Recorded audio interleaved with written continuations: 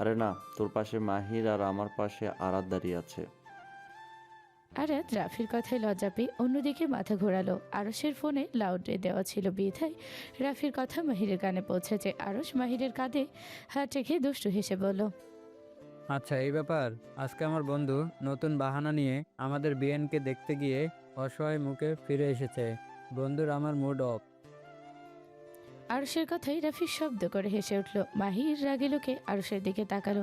আরাত রাফির হাসিতে বুঝতে পারলো তাকে নিয়ে আলোচনা হচ্ছে তাদের মধ্যে। মাহির হঠাৎ আরশের থেকে ফোনটা কেড়ে নিয়ে বলে উঠল, তোর বেআইনকে বল আমার ফ্রেন্ডের রিকোয়েস্ট অ্যাকসেপ্ট করতে। কথাটা বলে মাহির ফোন কেটে দিয়ে আরুষের কাছে ফোনটা ছুঁড়ে মেরে বাইক নিয়ে চলে গেল। রাফি আরুষ দুজনে বেশ অবাক হলো এতে। আরুষ ফোনটা ক্যাচ ধরে অবিশ্বাস্য হয়ে মাহিরের যাওয়ার দিকে চেয়ে রইল। রাফির সন্দেহ দৃষ্টিতে আরাতের দিকে তাকিয়ে বলল, মাহির আর তোমার মধ্যে কি চলছে? আরাত অবাক হয়ে, মানে? মাহির তোমাকে ফ্রেন্ড রিকোয়েস্ট দিয়েছে, অ্যাকসেপ্ট করো। আরাত চোখ বড় বড় করে রাফির দিকে তাকালো। ফোনে এমবি নেই বিধায় আর চেক করা হলো না। আরিশা আমান বর্তমান শেখ বাড়িতে। আরিশা শ্বশুর বাড়ি থেকে প্রায় এক সপ্তাহ পর বাবার বাড়িতে ফিরল। আরিশা বাড়িতে ফিরেছে, তবু আয়রা নিজ থেকে বোনের সঙ্গে কথা বা দেখা করতে এলো না। আরিশা ফ্রেশ হয়ে নিজের রুম থেকে বের হয়ে এলো। আরিশাকে রুম থেকে বের হতে দেখে আনহা শেখ আয়রাকে বোঝাতে বললেন। আরিশা ধীর পায়ে বোনের রুমে এসে দরজা নক করলো। ভিতর থেকে কোনো রেসপন্স না পেয়ে আরিশা রুমের ভিতরে চলে গেল। অন্ধকার রুম, জানালার পর্দা ভেদ করে চাঁদের আলোয় রুমটাকে আলোকিত করে রেখেছে। আরিশা ধীর পায়ে জানালার পাশে এসে দাঁড়ালো। আয়রা বোনের উপস্থিত বুঝতে পেয়ে ফাঁকা চোখে জানালার দিকে তাকিয়ে ভাঙা গলায় বলো, প্লিজ আপু, একা থাকতে দে। এক সপ্তাহ পর আসলাম, কতদিন পর দেখা, বোনের সঙ্গে কথা বলবি না? আয়রা হঠাৎ মেঝে থেকে উঠে আরিশাকে জড়িয়ে ধরলো। আরিশা মুচকি হেসে বোনকে নিজের সঙ্গে জড়িয়ে নিল। আই মিস ইউ আপু, তোকে ছাড়া বাড়িটা খালি খালি লাগে রে। আমার হাসি খুশি জীবনটা নিমেষে এলোমেলো হয়ে গেল আপু। আরিশা আয়রার মাথায় হাত বুলিয়ে দিতে দিতে বলো, কিছু এলোমেলো হয়ে যায় না, বুঝলি? জীবনের এমন অনেক সময় আসে জীবনটা গুছিয়ে নেওয়ার জন্য। সব কিছু বলার পরও যদি কেউ জেনে বুঝে না বুঝে, তাহলে সেখান থেকে চুপচাপ উঠে আসাই ভালো। আমি তো আম্মুর মেয়ে, তাই না? কিন্তু দেখ, আম্মু আমাকে বুঝলো না, আম্মু আমাকে সময় দিল না। আমি নিজেকে গুছিয়ে নেওয়ার আগে আম্মু আমাকে পুরো জীবন গুছিয়ে নিতে বলছে। আমি নিজেকে গুছিয়ে নিতে পারছি না, অন্যকে নিজের জীবনের সঙ্গে গোছাবো কি করে আপু? জানিস আপু, ঘৃণা হচ্ছে নিজের উপর। আমার সাথে যা হচ্ছে সেটা তাই আমি নিজেই।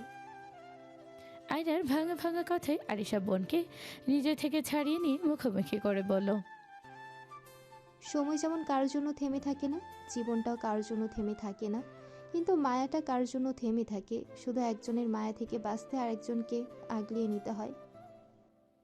আমি পারবো না আপু। নিজেকে ভালো রাখার জন্য তোকে পারতেই হবে বোন। আয়রা বোনের দিকে অসহায় মুখে তাকিয়ে রইল। আরিশা আরও এটা ওটা বোঝাতে লাগলো আয়রাকে। আরাত রাফিদের বাড়ি থেকে এসে সোজা ওয়াশরুমে চলো পরনের পোশাক চেঞ্জ করতে। প্রায় 15 মিনিট সময় নিয়ে ওয়াশরুম থেকে বের হয়ে এলো। গুনগুন করতে করতে জামা কাপড়গুলো বেলকনি দড়িতে ঝুলিয়ে দিয়ে এসে আয়নার সামনে দাঁড়ালো। গুনগুন করতে করতে আয়নার সামনে হাতে চিরুনি নিয়ে মাথার চুলগুলো বেনি করতে লাগলো। হঠাৎ মাহিরের মনে কথা পড়তেই চিরুনি তাড়াহুড়োয় রেখে দিয়ে বিছানার সামনে এসে ফোনটা হাতে তুলে নিল। ফেসবুকে ঢুকতেই চোখে পড়ল মেহেরাব ইসলাম মাহির আইডি থেকে ফ্রেন্ড রিকোয়েস্ট। আরাত খুশিতে এলোমেলোভাবে নাচতে শুরু করলো। হ্যাঁ। আরাত নাচতে নাচতে পাগলামিতে নিজের মাথায় গাঁটটা মারল। পুনরায় বিছানায় উঠে কম্বল টেনে শরীরে জড়িয়ে নিল। আরাত মাহিরের ফেসবুক আইডি দেখতে লাগলো। এটা পার্সোনাল ফেসবুক আইডি, ফ্রেন্ড লিস্টে শুধু কয়েকজন হয়তো মাহিরের ফ্রেন্ড সার্কেল হবে। আরাত মাহিরের আইডি দেখতে দেখতে মাহিরের ফেসবুক পেজের লিঙ্ক চোখে পড়লো।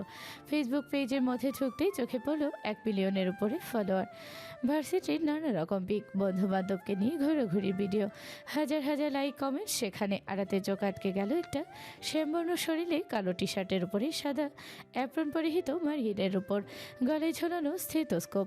মাহির ভার্সিটির মাঠে সবুজ ঘাসের উপর দুহাতে ভর দিয়ে আকাশের দিকে হাসি মুখে তাকিয়ে আছে। আরাত বেশ কিছুক্ষণ পিকটা দেখার পর ডাউনলোড করে নিজের গ্যালারিতে রাখলো। মনের মধ্যে প্রিয় এক অনুভূতির জাগ্রত জানান দিয়ে গেল। আরাত মাহিরের ফ্রেন্ডকে রিকোয়েস্ট অ্যাকসেপ্ট করেছে প্রায় 15 মিনিটের বেশি হবে। মাহিরকে ফেসবুকে অ্যাক্টিভ দেখা যাচ্ছে। আরাত মেসেঞ্জারে ঢুকে একটাবার একটা টাইপিং করছে আর ডিলিট করছে, পুনরায় টাইপিং করছে তো ডিলিট করে দিচ্ছে। আরাত খুঁজে পেল না কি করে বা কি বলে কথা শুরু করা যায়। আরাত ফোনটা বুকের উপর রেখে অন্ধকারে ছাদের দিকে তাকিয়ে ভাবতে লাগলো কি বলবে কি লিখবে।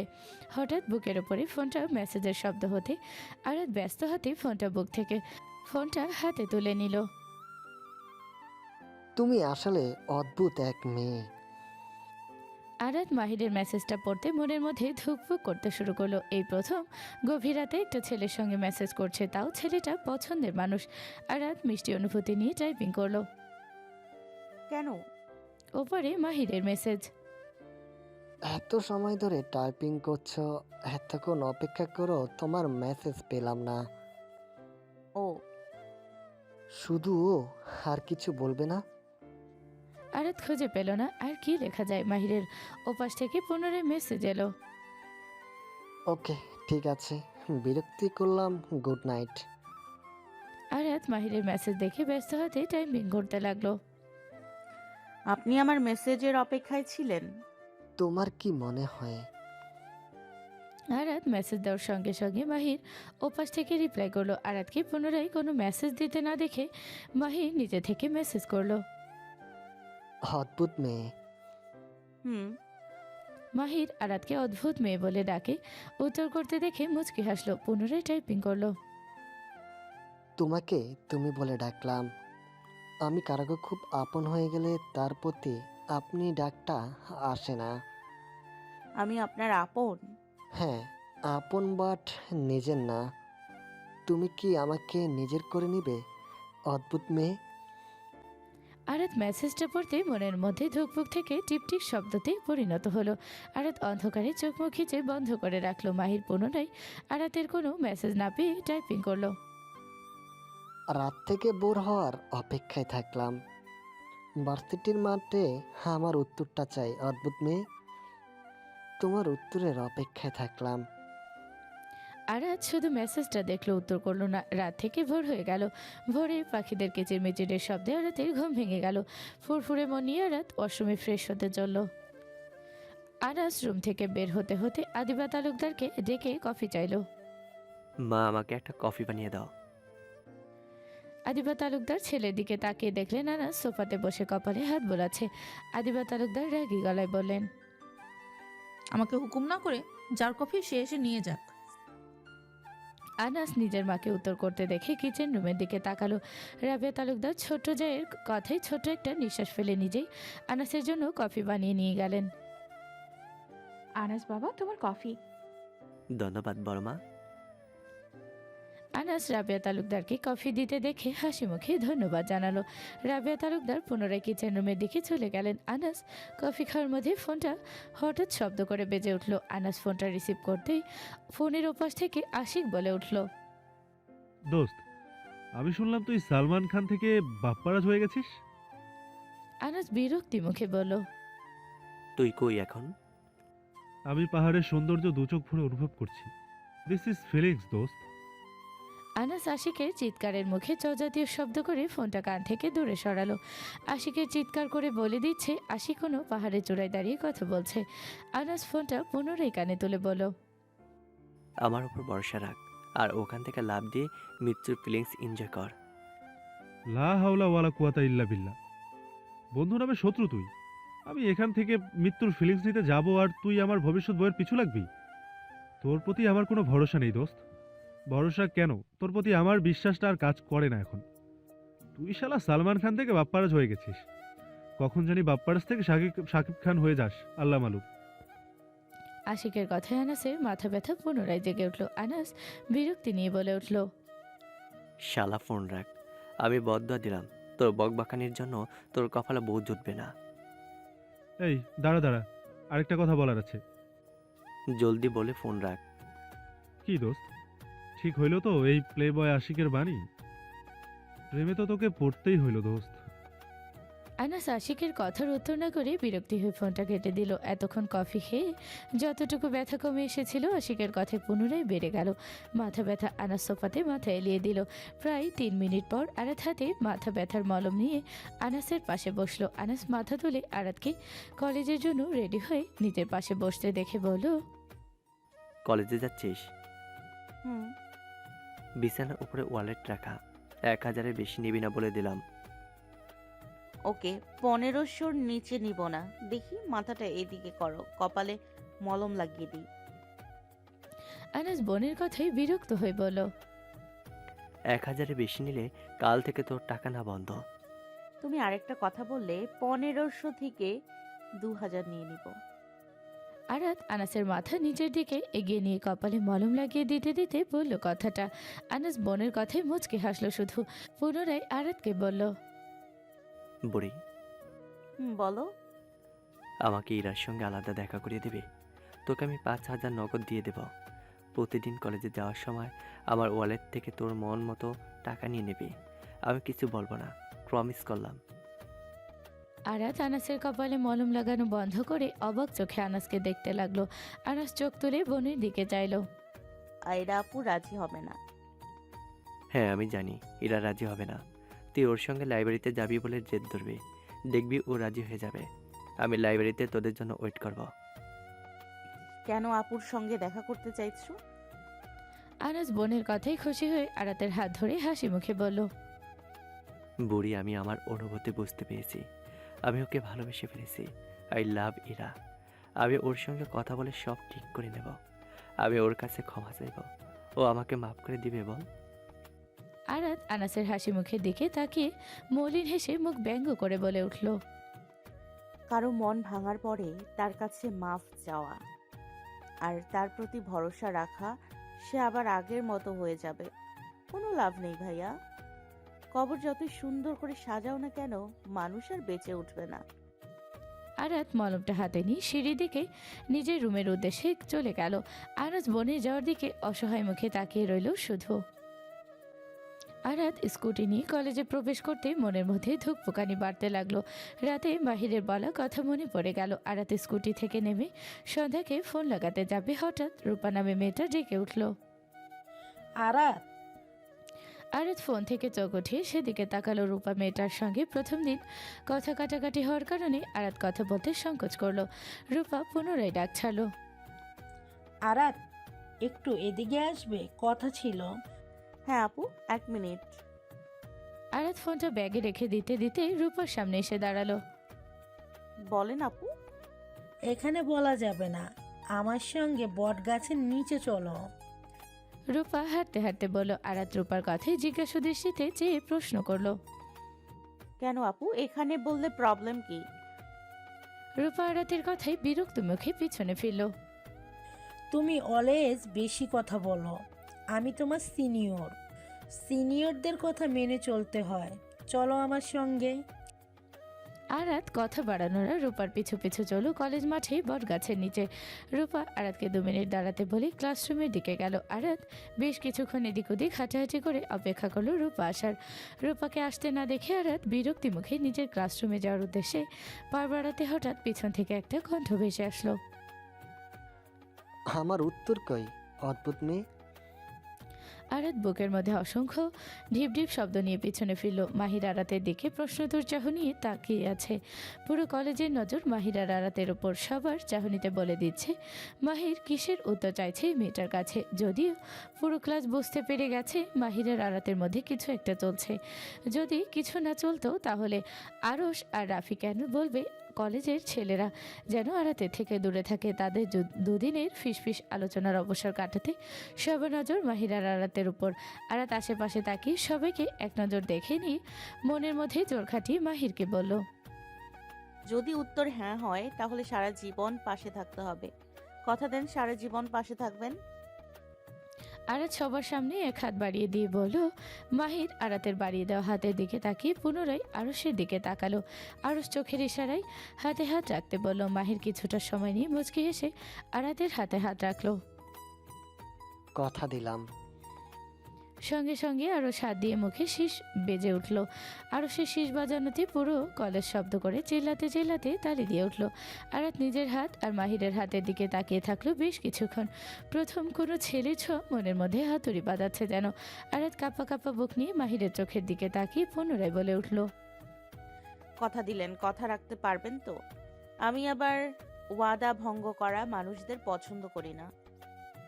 একবার যেহেতু হাতে হাত রেখেছি, বিশ্বাস রাখতে পারো। রাখলাম বিশ্বাস। দুজন দুজনের চোখে চোখে তাকিয়ে মুচকি হাসি দিল। তাদের প্রেম কথনে পুরো কলেজ সাক্ষী রইল। মাহির আরাতকে বলে উঠল, চলো আজকে পুরো শহর ঘুরবো তোমার পছন্দের অলিগলিতে। আজকে না, একদিনে সবকিছু খুব সহজে পেয়ে গেলে ভালো লাগা উঠে যাবে। অন্য একদিন আপনার সঙ্গে ঘুরবো, পাশাপাশি হাঁটবো, অল্প অল্প করে অনুভূতিগুলো অনুভব করব। সেদিন একসঙ্গে দুজন স্মৃতিচারণ করব আজকের দিনটা। মাহির আরাতের দিকে তাকিয়ে রইল। সবাই চলল যে যার ক্লাসরুমে। মাহির আরশ দাঁড়িয়ে থাকতে আরাত তাদের থেকে বিদায় নিয়ে নিজের ক্লাসে চলো। মাহির আরাতে যাওয়ার দিকে তাকিয়ে আরশকে বলে ওঠে, তোর কথা ঠিক হবে তো? অবভিয়াসলি হতেই হবে, তুই তো আরাতকে লাইক করস, আস্তে আস্তে ভালোবেসে ফেলবি। মাহির আরশের কনফিডেন্স দেখে আরশের দিকে তাকালো। আরাত ক্লাসে মন বসাতে পারছে না। নতুন নতুন প্রেমে পড়লে পড়াশোনা বাদ দিয়ে ভালোবাসার পুরুষকে নিয়ে ভাবতে ভালো লাগে। আরাত পুরো ক্লাস শুধু মাহিরকে নিয়ে ভেবেই চলেছে। কলেজ ছুটি শেষে বাড়িতে ফিরে খাবার খেয়ে পড়াশোনার বাহানায় মাহিরের সঙ্গে কথা বলতে শুরু করলো। দিন কেটে রাত কেটে ভোর। আনাস ফজরের নামাজ আদায় করতে রুম থেকে বের হয়ে আসার সময় আরাতকে লক্ষ্য করলো। আরাতকে ফিসফিস করতে দেখে আনাস নিজের ফোনে সময় দেখে। ফজরের আজান পড়েছে মাত্র, বাড়ির কেউ উঠছে নাই এখনো। আনাস আরাতে দরজায় নক করে ডেকে উঠল। বড়ির দরজাটা খোল। আরাত আনাসের কণ্ঠ শুনে তাড়াহুড়োই ফোনটা কেটে আনাসকে দরজা খুলে দিয়ে বলল, কিছু বলবে ভাইয়া? এত ভোরে জেগে কেন? নামাজ পড়বো এজন্য উঠলাম। তুমিও তো এত ভোরে নামাজ পড়তে মসজিদে যাচ্ছ। আমি কি তোমাকে জিজ্ঞেস করেছি এত ভোরে তুমি উঠেছো কেন? এত রেগে যাচ্ছিস কেন? মনে হচ্ছে তোর কোনো কাজে আমি বিলীন হয়ে এসেছি। আরাত নিজের কথাই আমতা আমতা করতে লাগলো। আনাস আরাতে চোখ মুখ খেয়াল করে পুনরায় বলল, তোর চোখ মুখ ফোলা ফোলা লাগছে কেন? পুরো রাত জেগেছিলি? না ভাইয়া, অতিরিক্ত ঘুমের কারণে এমন লাগছে। তুমি যাও, মসজিদে জামাত শেষ হয়ে যাচ্ছে। কথাটা বলে আরাত আনাসকে হাত দিয়ে ঠেলে রুম থেকে বের করে দিচ্ছে। আনাস বোনের তাড়াহুড়ো দেখে রুম থেকে বের হতে যাবে, মেসেজের শব্দে থেমে গেল। আনাস পিছন ঘুরে ফোনের দিকে তাকালো। পুনরায় বোনের দিকে তাকাতে আরাত মুখে হাসি দিল। আনাস কিছু না বলে রুম থেকে বের হয়ে গেল। আনাসকে চুপচাপ রুম থেকে চলে যেতে দেখে আরাত বুকে হাত দিয়ে বড় করে একটা নিঃশ্বাস নিয়ে দরজা লাগিয়ে দিল। পুনরায় তাড়াহুড়ো করে ফোনের কাছে এসে মেসেজে রিপ্লাই করতে লাগলো। আনাস অফিসের কাজগুলো ব্যস্ত হাতেই তাড়াহুড়োই শেষ করতে লাগলো। অফিস থেকে বাড়িতে ফিরে আজকে শেখ বাড়িতে যাবে। আয়রার সঙ্গে সরাসরি কথা বলবে। আনহা শেখের কাছে আয়রাকে চাইবে। আনহা শেখ ভাতিজার আবদার ফেলতে পারবে না। আনাস মনে মনে কথাগুলো ভেবে খুশি মনে হাতের কাজগুলো দ্রুত হাতে শেষ করতে লাগলো। কাজ করার মধ্যে হঠাৎ আরাতের অসময়ে ফোন আসায় আনাসের হাসি মুখে চিন্তার রেশ ফুটে উঠল। আনাস ব্যস্ত হাতেই ফোনটা রিসিভ করে কানে তুলতেই আরাত বলে উঠল, ভাইয়া, তুমি আয়রা আপুর সঙ্গে আলাদা দেখা করতে চেয়েছিলে না? হোয়াটসঅ্যাপের লোকেশন দিলাম। দেখা করতে চাইলে আধা ঘন্টা পর লোকেশন চলে এসো। কথাটা বলে আরাত আনাসকে কথা বলার সুযোগ না দিয়ে ফোনটা কেটে দিল। আনাস অফিসে কাজ ফেলে বাইক নিয়ে ছুটলো আরাতে দেওয়া লোকেশনে। বাইক নিয়ে 15 মিনিটের রাস্তা আনাজ 7 মিনিটে পৌঁছালো। বাইকটা পার্কিং করে আশেপাশে চোখ বোলালো। ছোট একটা পার্ক, মানুষজন নেই বললেই চলে, শুধু কয়েকজন যুবক যুবতীর জুটি দেখা যাচ্ছে। আনাস চারপাশে চোখ বুলিয়ে সময় দেখে নিল। আরাতের বলা টাইম অনুযায়ী আরও 13 মিনিট অপেক্ষা করতে হবে। আনাস হাঁটাহাঁটি করছে আর টাইম দেখছে। বারবার আজকে যেন সময় ফুরাচ্ছে না। বিকালে আয়রা রিক্সার জোড়াজড়িতে রেডি হয়ে রাফির সঙ্গে দেখা করতে যাচ্ছে। রিক্সা প্রায় 10 মিনিট সময় নিয়ে এসে পার্কে দাঁড়ালো। আয়রা রিক্সা থেকে নেমে টাকা মিটিয়ে দিয়ে আশেপাশে তাকালো। 3-4টা জুটির সাইডে দূরে বাইকের সঙ্গে শরীর এড়িয়ে দেওয়া একটা ছেলেকে চোখে পড়লো। শুধু পিঠটা দেখা যাচ্ছে। আয়রা রাফি ভেবে সেদিকে এগিয়ে গেল। ধীর পায়ে ছেলেটার সামনে এসে দাঁড়াতে আনাসকে ফোন হাতে নিয়ে ওদিকে দিক তাকাতে দেখে বেশ অবাক হলো আয়রা। আপনি এখানে?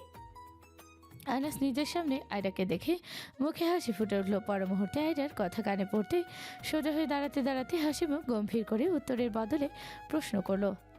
কেন? অন্য কারো আসার কথা ছিল? আয়রার নির্লিপ্ত উত্তর। হ্যাঁ। আয়রার উত্তরে আনাসের ভ্রু কুচকে এলো। কে সে? আমার ফিয়ন্সে। আয়রার কথায় আনাসের মুখে হাসি দীর্ঘ হলো। হাসি মুখে হঠাৎ আয়রাকে জড়িয়ে ধরে বলে উঠল। রিয়েলি? তুই আমাকে মেনে নিয়েছিস? আমি জানতাম